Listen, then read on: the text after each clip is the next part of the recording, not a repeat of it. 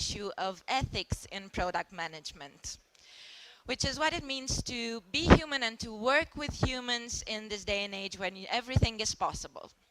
Right.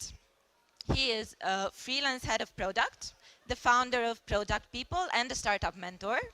He worked with the likes of BBC, Mind the Product, the Ministry of Justice, and the University of Cambridge. And if that doesn't impress you enough, he's also an author. He has written the book, The Practitioner's Guide to Product Manager. Please welcome to the stage, Jock. Thank you very much. So if you'll just bear with me 1 second while I swap over.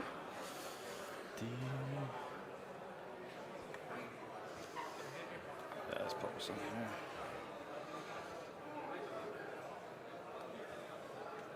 Where's what's the thing I want? How's everyone this morning? Okay? You had coffee? No? I'll try and wake you up then, okay? Thanks.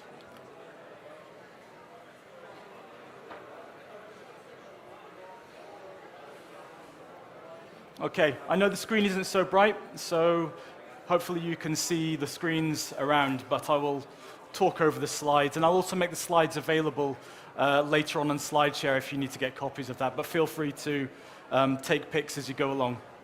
Okay, so hello everyone. My name is Jock. I'm going to talk to you today about how we can be more human when we do product management. And whilst this is a product management talk, and I appreciate not all of you are product managers, you will hopefully find that this is of interest even if you're not a product manager yet. So, can everyone hear me at the back okay? Yeah? Good. I'll be asking questions, you see. There will be a test. Let me start with a story. Once upon a time, in an age when gods and humans lived together, humans lived long lives, free from disease, old age, and having to do hard work. They could live this way because they'd received the gift of fire from the god Zeus. And by fire, we can read that as technology. But with this technology to help them, the humans became lazy. Zeus said to them, you can do enough work in one day to supply you for a year. And as a result of this laziness, the world fell into ruin and became neglected. So Zeus took back his gift of technology. And the humans had to go back to working hard without the benefit of that technology to help them. Enter Prometheus. Prometheus went and stole the fire back from the gods and gave it to the humans again. This angered Zeus, so he punished everyone. He made the humans grow old and suffer diseases, and he made their work even more difficult again. And he locked Prometheus into an eternal cycle of torment where his liver would be eaten out every day and regenerate every night. So, no real winners then. So, despite being an ancient myth from 3,000 years ago, this can still teach us something about our relationship today with technology. So, for example, we all have a smartphone, a device in our product, capable of accessing almost all human learning to date, and yet we use it primarily for cat videos. Many people don't realize that, like in the ancient myth of Prometheus, we had the fire to begin with, and it was only because we didn't use it well enough that Zeus took it away from us again. So you could say that just like the humans in the myth, we're wasting our gift of technology again, and we should really do something to make sure that we don't get it taken away from us. Because technology itself isn't the problem, okay? After all, fire, as a technology itself, can be used both to keep people warm, but also to kill them. It's not the technology that's the problem, it's how we use the technology that can be the problem. We use technology to allow us to do certain things. We can use technology to allow us to do and say whatever we want on the internet because, hey, we're anonymous, are we? We use technology to pretend to be someone else online, perhaps. We edit our Instagram pics to make ourselves look good, so we're always showing our best self. Or sometimes we use technology for something as mundane as emailing the person off the room because you just can't be bothered talking to them today. Now, whether we do all of these things on purpose or not, all these different ways of using technology hides our true human self from others. So why do we do this? Well, for some people at least, and myself included, being yourself in front of other people is emotionally tiring. It is not everyone is an extrovert with limitless energy to speak to people and to be sociable with other people. So we have to recognize that not everyone wants to necessarily be in the middle of that social experience all of the time. And perhaps in other cases, whether it's fear of being judged, bullied, coming into conflict or something else, some people are understandably reluctant to open themselves up to the possibility of having a bad interaction with people, you know? So we have this strange situation where fundamentally we crave that interaction. We want to be able to be sociable and to interact with other people. But in doing so, we need the reassurance of something called psychological safety. Does anyone know what psychological safety is? No? Okay. Psychological safety is when you feel safe in front of the people you work with, to make mistakes, to be creative, to be vulnerable, to be curious, to take risks or speak your mind. This is a concept of psychological safety, and when you feel safe to do all of those things in front of your team without the fear that someone will rebuke you or tell you off or punish you, then you have a very positive social working environment. So what we do is, because we don't always have this psychological safety, we find ways to have safer human interactions. We give our cars faces and names. We humanize them. We find ourselves saying please and thank you to Alexa, treating it like a human being. And whenever you see a film or read a book with some kind of robot, android, AI, then they're always made to seem human or wanting to become human. And of course, in the films, the AI always turns evil and wants to eliminate all the humans. But just like the fire that Prometheus stole, the technology isn't human. No matter how much we project onto it, the technology doesn't think or act like a human. Fire doesn't choose whether it warms us or burns us to death. It is just fire. Technology, similarly, has no vendetta against us. It doesn't want to take over the world. It doesn't have that agenda. The rise of technology won't look like Arnie in the Terminator. It'll be far more mundane. So, back in 2003, there was a professor called Nick Bostrom, and he was at the University of Oxford, and he specialized in artificial intelligence. And he wrote about a type of AI called a superintelligent AI. So what's the difference? So a normal AI that we kind of think about might be one that is really good at playing chess, or really good at playing Go, or really good at answering questions on Jeopardy. Yeah? A super intelligent AI is good at everything, not just one specific specialized task that we've trained it for. So imagine an AI that could essentially draw on multiple skills extremely well to be able to achieve a particular task. Now, stepping forward to 2017, a guy called Frank Lantz created a game based on this concept of a super intelligent AI.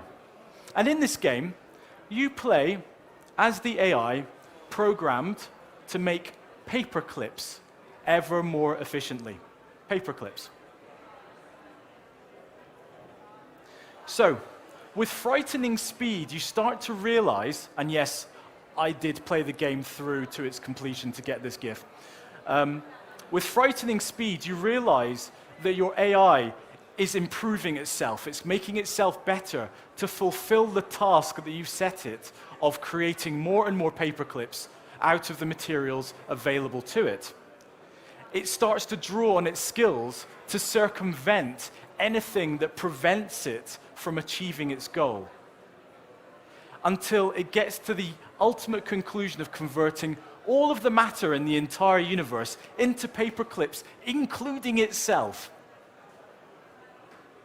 Now, this is a slightly absurd kind of thought experiment game, but the thing to draw out here is that the AI isn't doing this because it wants to create paper clips. It's doing it because we've told it to create paper clips.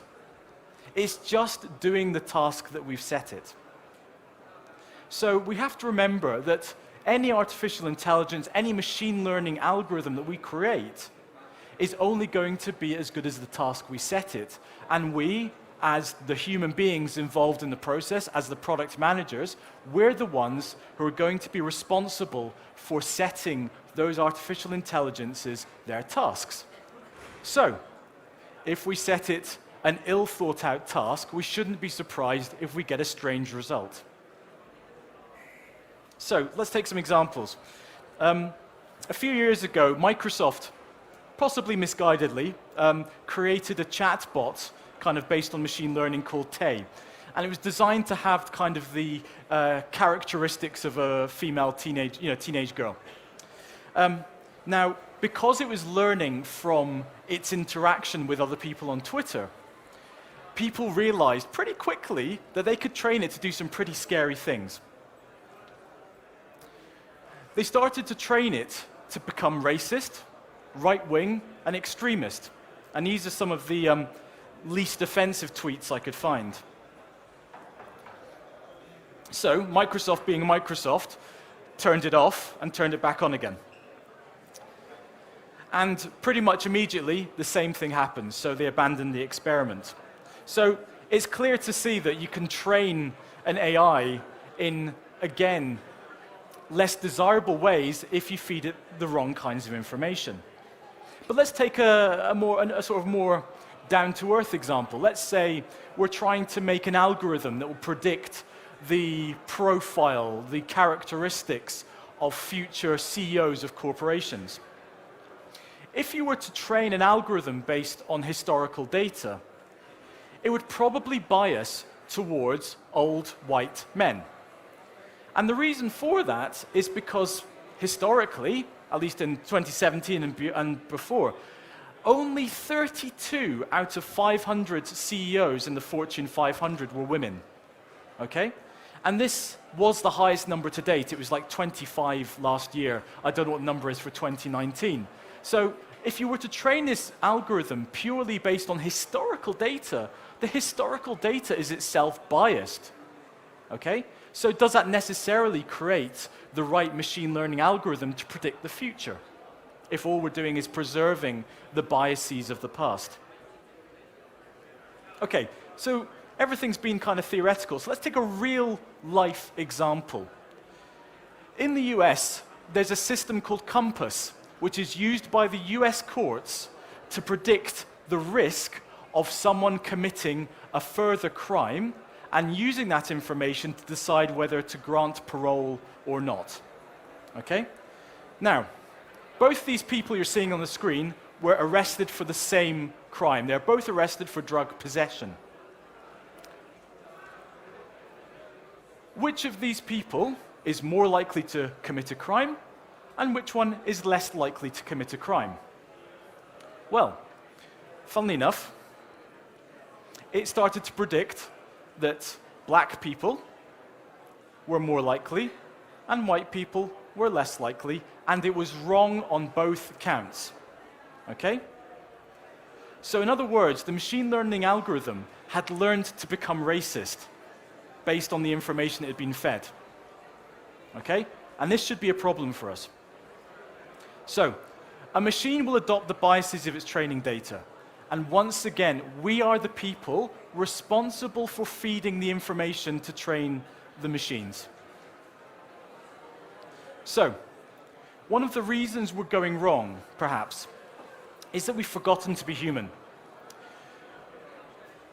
Our organizations are pushing us to be creating products that are profitable, to have market share. And sometimes, these are the wrong targets. If profits and share price and market share are taking precedence over the needs of the individuals, the users actually using these products, then we're missing the point. What companies have forgotten is that without their users, they have no business.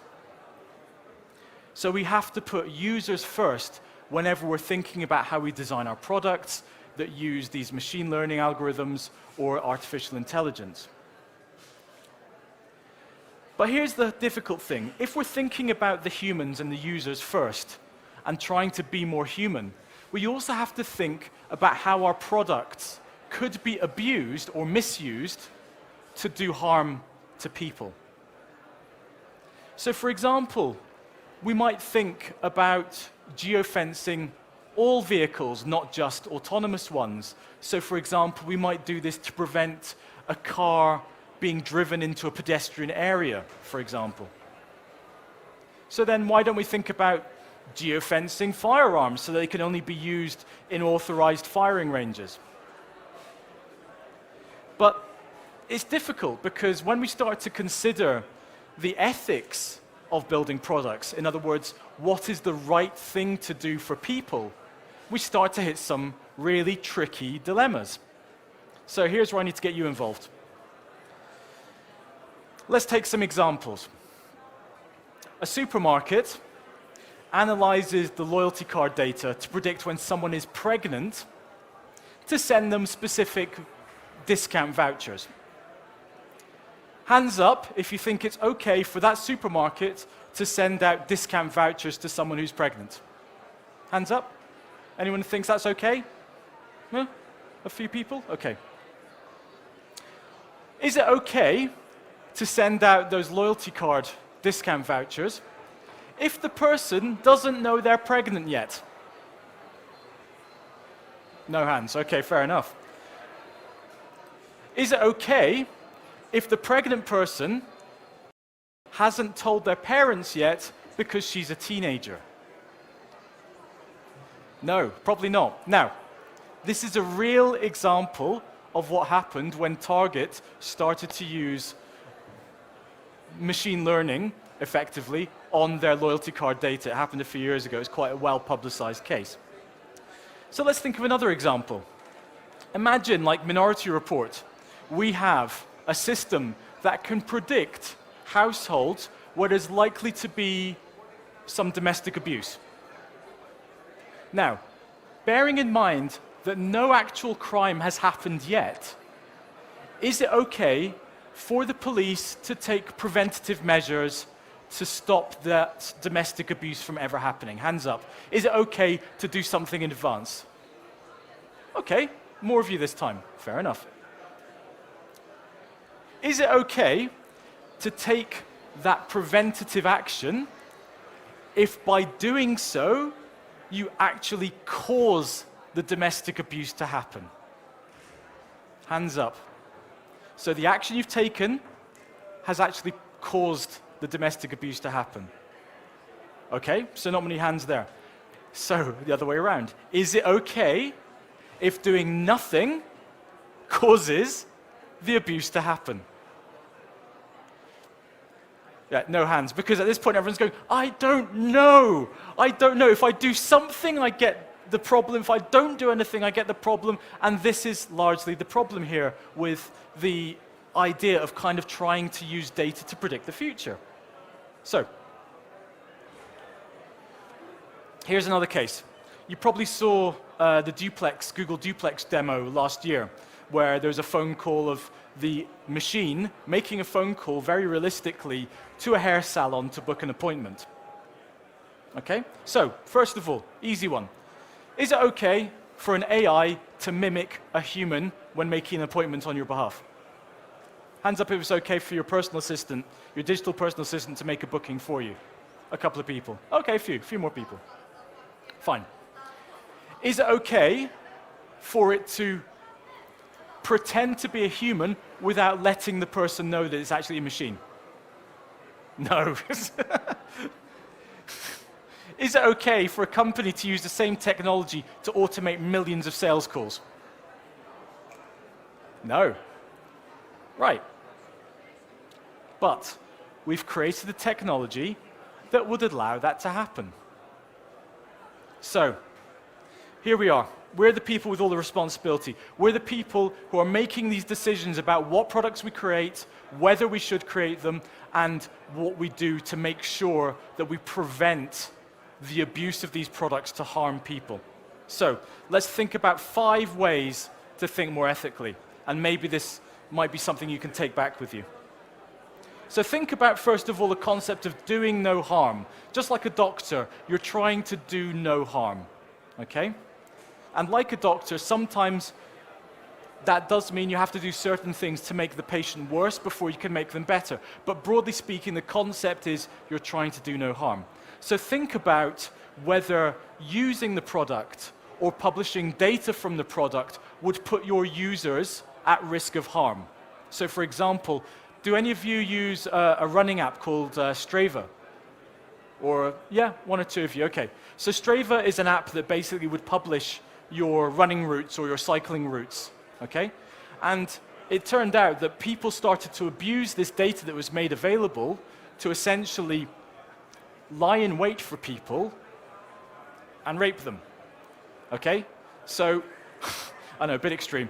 But the point being is it would be very difficult for you creating a running app to say, well, hang on, how could people abuse this data? But if you think about the profile of the kind of people using this app, you know, young people, potentially vulnerable people running in, you know, potentially very quiet, secluded areas, then maybe you can start to see, is it necessarily a good idea to tell people basically where they're going to be at a certain point every day? Maybe not. When I leave my house, I don't stick a big notice in the window saying, I've gone out, please burgle my house. Yeah?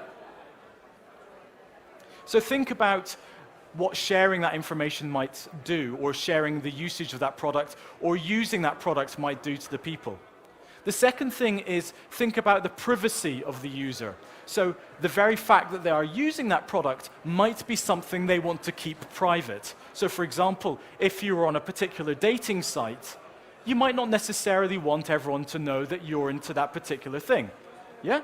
So as the people running a dating site, you have to think about the information you need to keep private. And it's not just about things that, you know, might be socially awkward. Think about things like, you know, banking information or, you know, medical history or things like that. Even your date of birth you might want to keep private.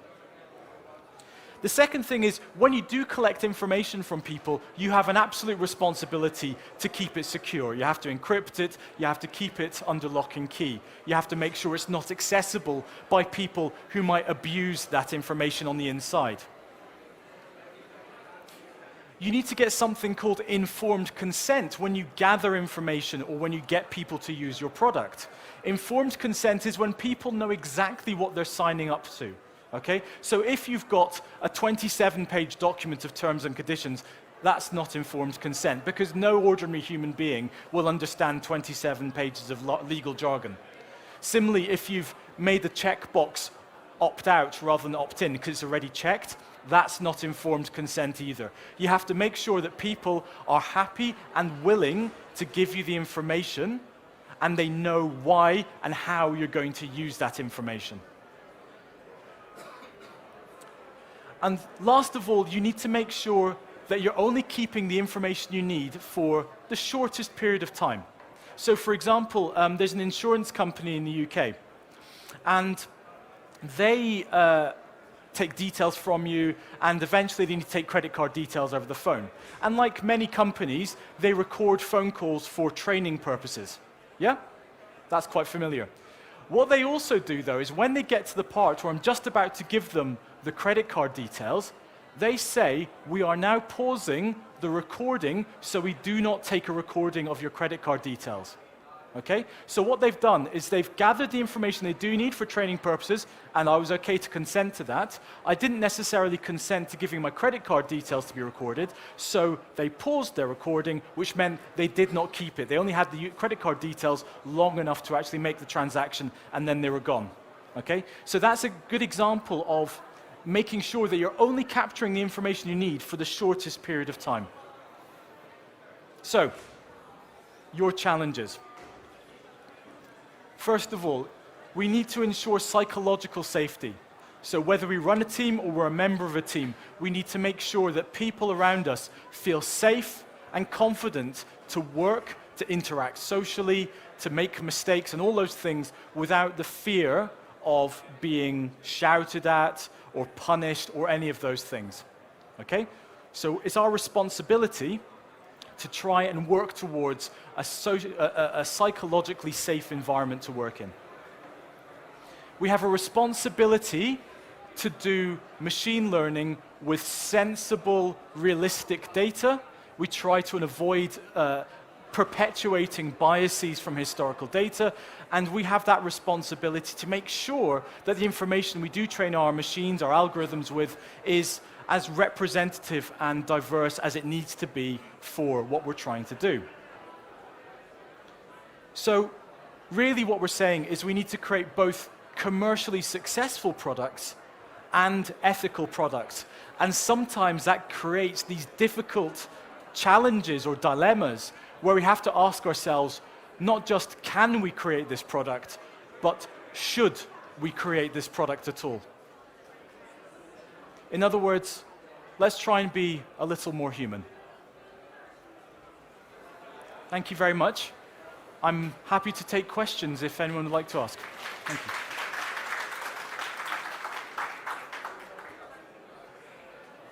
So, question there. I think there's a microphone coming around. Hello. All right, so my question is, as a product manager, your main focus is about engagement, is about growth, right? For example, to give you, in your example with a running application, right? Mm-hmm. Having people know where other people are running is a good thing. That most probably is the cause of your app's success. Now, in a product development cycle, where do you see ethical thinking coming into play? So I think you have to think of it throughout the process. So you have to think about the ethical side early on when you're thinking about what is the product you're going to create, when you're doing your research, your discovery, to understand the problem and the people that have the problem. Okay? So at that point you need to be starting to think, what is the context here? You know, are we dealing with particularly vulnerable or sensitive topics? Are we thinking that we need to take additional precautions? But fundamentally, later on, as you get through the process, only then will you start to learn additional things when you actually try experimentation, maybe try out some prototypes, and you start to realize, I didn't realize maybe that people would try and use this product in this way. I couldn't necessarily have predicted that, but now I know that this is a possibility. What can I do to maybe avoid this abuse or misuse of the product? So you'll still be learning as you go throughout the process of developing and iterating your product. And at each stage, you have to be always thinking, is there something ethically that I need to be doing differently? Should I be adding this feature? Should I be changing the way this feature works? Should I not even bother with this? Or maybe if, as you've seen in certain cases, a perfectly innocent product ends up being used, very badly. So take the example of WhatsApp. Private groups would be used with, many hundreds of people in those groups in certain countries to spread rumors that could lead to riots, and that kind of thing. Because essentially what was designed to be kind of a private group, relatively small group messaging app was actually being used for much larger groups to spread misinformation. Again, it'd be very difficult for WhatsApp to have necessarily predicted that up front, but once they realized that was happening, they took steps, or rather Facebook now, took steps to kind of mitigate how often messages could be reshared and how large a group people could send messages to kind of mitigate that possibility of inciting riots. So I think you have to think about the ethics of your product all the way from the very beginning when you have the initial idea, all the way through to once it's already out in the market being used by people. Any other questions? One at the front? I'll follow up on that question. You're talking about ethics and the responsibility of the originator of the app, of the technology, but you're not talking about regulation, like government regulation, and how much should that be the job of the government rather than you as an innovator? So, as we know, governments aren't the most fast-moving of bodies. Having worked in government myself, I can attest to that.